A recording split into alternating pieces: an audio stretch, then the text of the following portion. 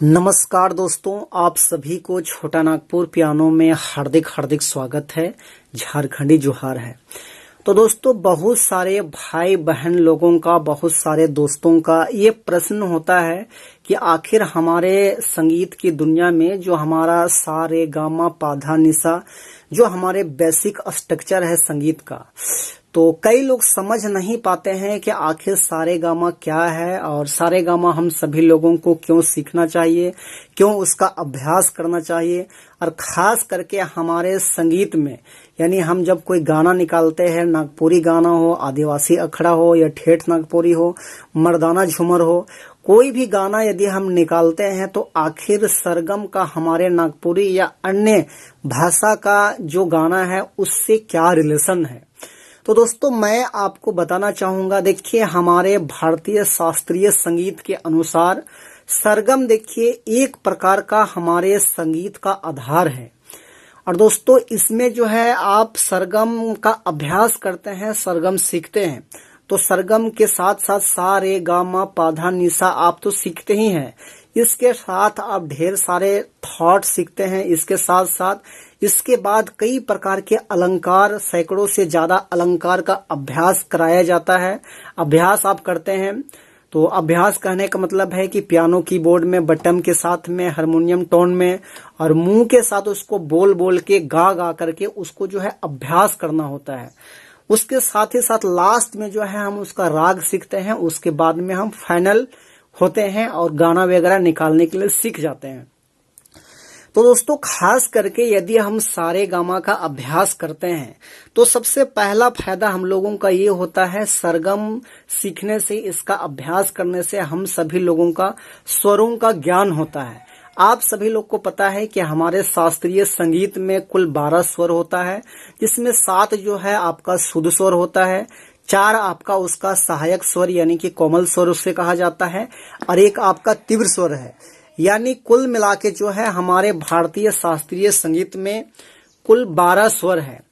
तो आप कहने का मतलब है, यदि आप सारे गामा का अभ्यासी है, इसका आप अभ्यास करते हैं, तो आपको शुद्ध स्वर का सबसे पहले ज्ञान होता है।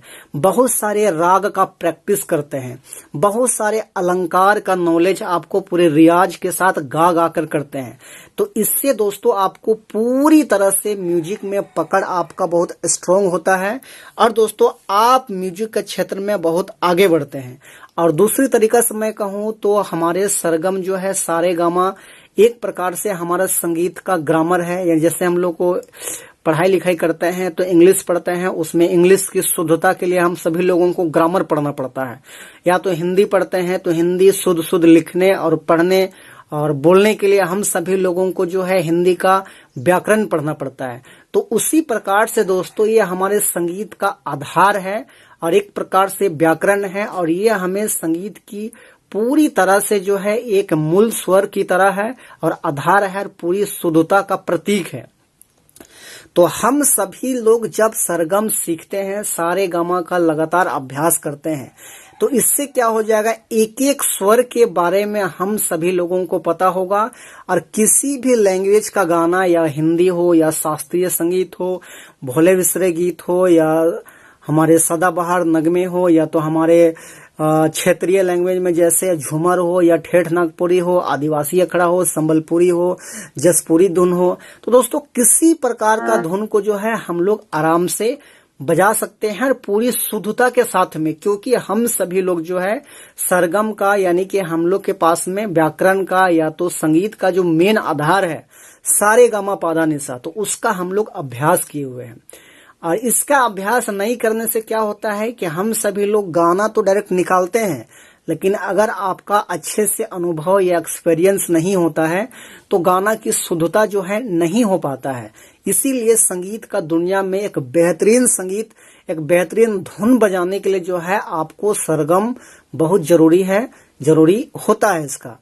तो यदि आप सरगम सीख रहे हैं तो अच्छी बात है, और नहीं सीख रहे हैं, डायरेक्ट आप सुन करके या तो देख करके, यदि आप डायरेक्ट गाना का तलाश कर रहे हैं, धुन बजा रहे हैं, तो भी कोई दिक्कत नहीं है।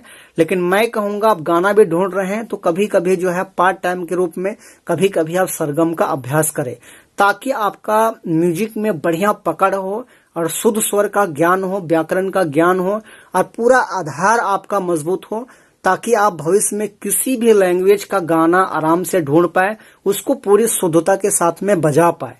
तो दोस्तों ये है।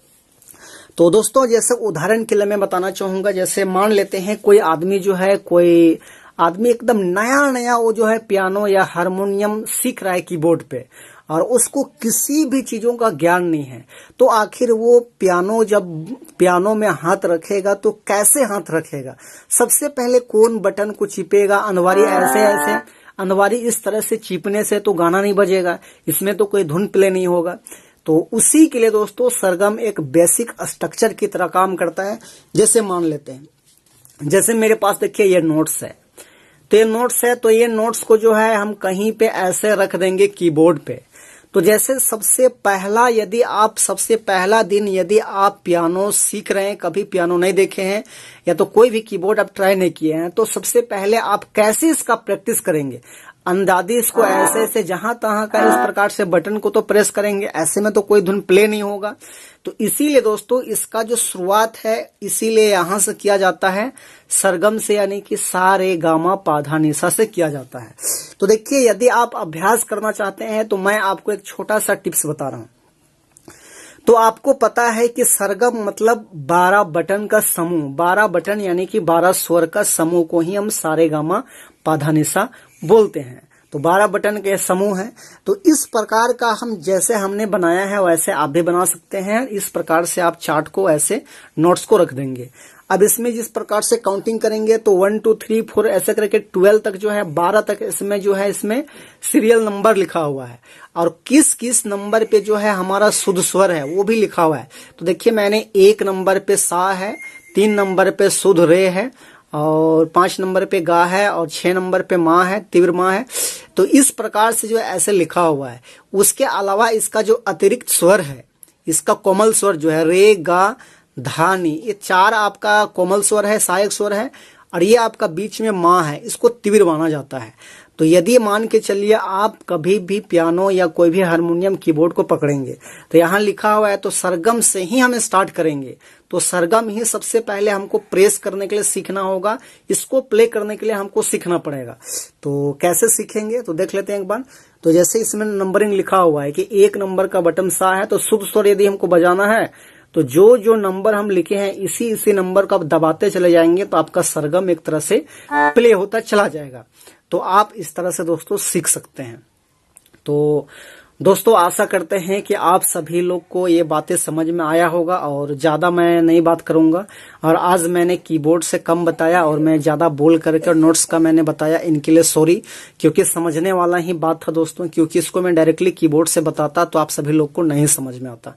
बाकी यदि आपको आज का जानकारी अच्छा लगा तो जरूर एक लाइक कर दीजिएगा, और चैनल पे नए हैं तो सब्सक्राइब कर दीजिएगा। बाकी आज के लिए यहीं तक। Best of luck. Show thank you, all the best.